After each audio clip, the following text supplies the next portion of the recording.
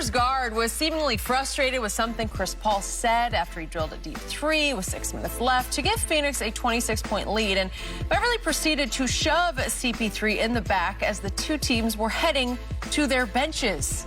Chris Broussard still with us. Chris, what did you make of this? Well, Jen, look, I've long said that Patrick Beverley is the epitome of this statement. He's the type of guy you'd hate to play against, but you'll love him if he's on your team. And I've said that more than ever in this series because that's what he was looking like to me. I'd love to have him as a teammate. But last night, even his own teammates should be ashamed of him. That was terrible what he did. I don't know if did Chris say anything or did he just look at him? Skip thinks he said but something even when if he hit he a three. said the worst thing, okay, Pat Bev, that was terrible. It was beyond a cheap shot because usually cheap shots come in action, right? They come when you're playing. They don't come when guys are, walking toward the bench or things like that. And it wouldn't have been right even this way, but to push a guy in his back, like at least face him up and say something to him or push him or whatever you're going to do. I hope that one of Pat Beverley's teammates or some of them go to him and chastise him. I'm not saying you got to cancel him and all of that stuff, but they need to let him know that that was ridiculous and we can't have that stuff. That was terrible. And I hope that Patrick Beverley calls Chris Paul, if he already hasn't, and apologizes because we're lucky, guys, and we know, you talked about the torn ligament in his wrist, Skip. What if he lands on that? We know he had a bum shoulder against the Lakers in that series. Yeah, I know it was just a shove, and generally guys don't get hurt from that. But you don't know what could have happened. Maybe he could have pushed him into a teammate, and he hits his face on a guy's knee or something. Who knows? We're lucky and fortunate that Chris Paul did not get hurt. And what I think it stemmed from was Patrick Beverley. Number one, he was getting scorched.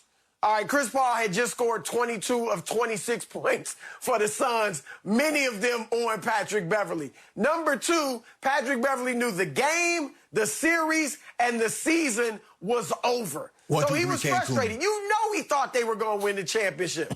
Right. And then here's the other thing.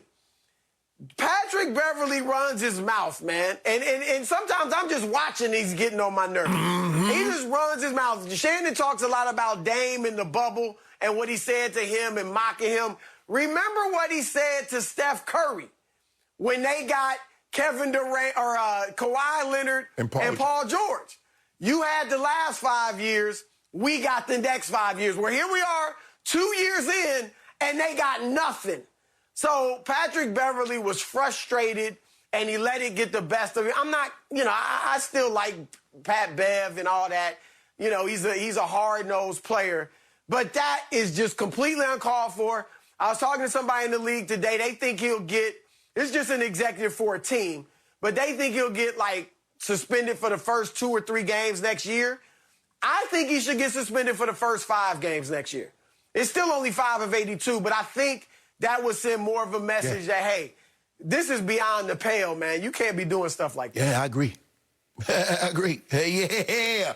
Oh, if I'm Chris Paul, he calls me. If this joker called me, first of all, he can't call me because I'm canceling anybody that gives him my number.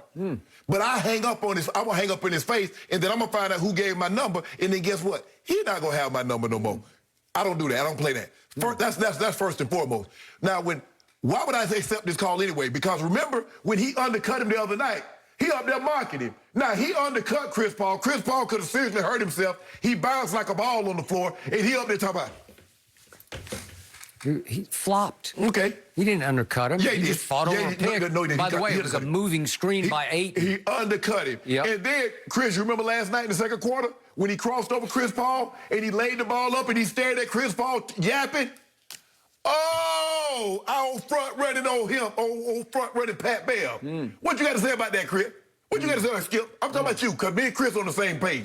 Because you're always on the same page. We don't always. You need each other. Skip, there was no need to do that. The game was out of hand. Okay. All that fighting and pushing, you should have did that the first 3.5 quarters. I give you this. I'm certainly not condoning the shove in the back.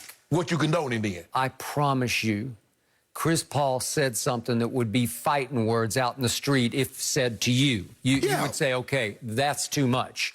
And Patrick Beverley played his tail off in this series. And he scratched and clawed all he could, and he traded trash talk under their breath with Chris Paul that if people knew what it was, they would be horrified by it. And in the end, he just said, as Chris said, the game is over. I've had enough of him. And remember, they don't like each other. No. And Chris Paul has a checkered past in this league of cheap shots and cheap trash-talking shots. Right. He's gone below the belt on people before, literally, numerous times, and he plays in the gray area. So it's hard for me to muster up a whole lot of sympathy for Chris Paul when they're two of a kind. Yeah. They are both little pit bulls who are just fighting their tails off for 6 games, and finally Patrick Beverley went over the edge. He just couldn't take it. I think Chris muttered something to him as they passed just before the show. No, he didn't say that. He's out busting you up. Yeah. That's what happens. And by the way, I do like what Chris Broussard said. You got to go at least face him up. Just run around back, just get in his face and say, let's go right now. You and I, right here, right now. Chris, you remember when Dr. J and Larry Bird got into it? Because Larry Bird was like, I'm busting you up, Holmes. You can't do no, take this right here with you, Holmes. You take, Doc say, you talking to me like that? Here's another 3. And Bird hit another 3 on him. And Doc said, wop, wop, wop, wop. That's all you got to do. Skip, you don't shove no man in his back, how he bust you.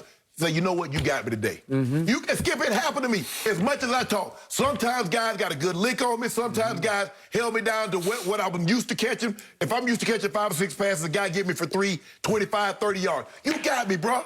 I ain't gonna stop talking, but you got me. You won today. I'll see you again. Kansas City, I'll see you again. I'll see you again, Pittsburgh. All that talking y'all doing now. But you know what? At the end, I'm gonna be talking. And then guess what? Now y'all want to fight me. Everybody want to fight me at the end of the game now. But when they was winning, ain't nobody had, yeah, shot. Oh, big mouth. Talk now. Oh, okay. Yeah, 2013, end of I believe it was a first-round series against Memphis at Memphis. The game was completely over, and Chris Paul got a running start and hit Marc Gasol below the belt. Hit him right in the midsection. And I think it was Joey Crawford just said, you're out of here. It was an accident. Only like 40 seconds. It was an accident. He stumbled, lost his balance. So they both have checkered past. But how about DeMarcus Cousins at the end of game 2 at Phoenix? He got a running start and shoved, but at least it was face-to-face, but he shoved Devin Booker. And didn't get suspended for it or fined that I know of.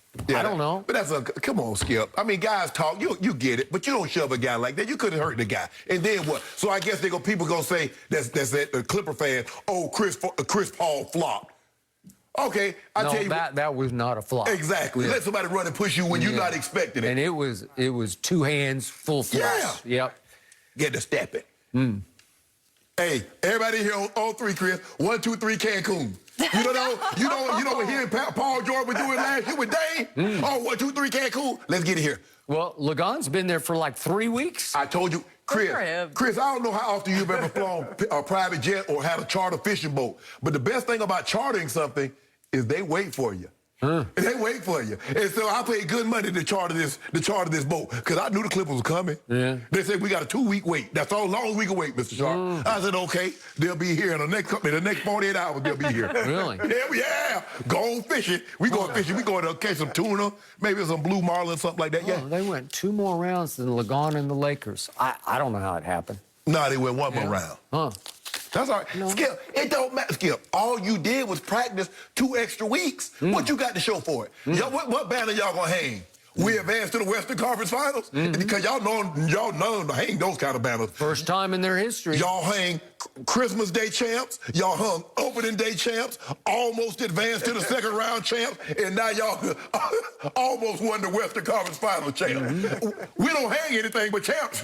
That's all we hang up in Staples. You see no other banners. You don't see no Pacific Division champ or Western Division champ. We hang champion banners. That's what we do.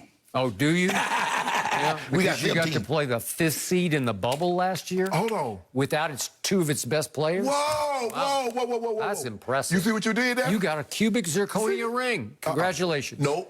So what you gonna say about the Suns? I told you I don't believe in asterisks. I don't care about who got hurt or who wasn't there. You had an opportunity to play. So play. And don't be crying over spilled milk, Pat Bev. Now I want to hear all that Chris chirping. Paul. Now I want you to get on. I want y'all to do all that chirping, like y'all was chirping after Game 5. Yep. And after y'all chirped after Game 3. Chris, be quiet. I bet you don't hear nothing. They like a Pentecostal 10 after it's done cleared out. Chris, you know how the Pentecostal 10 after they clear out. It's quiet. Ain't nothing but the banquet chairs being folded up, set in the corner. Really? Ooh. Sounds like the Lakers season to me. I mean, what they got going on? I think they got some event going on. They got a monster truck event scheduled. Because they already knew the Clippers weren't going to be playing in the finals. They scheduled a monster truck event. They going to get the dirt. Did you know this? The dirt that they put in those stadiums, they keep that dirt. Really? Because dirt is expensive, so they go dump it somewhere, and when they need it again, they put it back in there. That's courtesy of my good friend Jenny. Yeah, I told you that. Yeah, I do have some history. But they knew the Staples was going to be vacant because y'all weren't going to be playing. Really? Yeah. So they're going to load the dirt back into Staples, is what you're saying. Monster truck. Oh, okay. All right. You don't Whatever forget happened to anything, LeBron Shannon. James?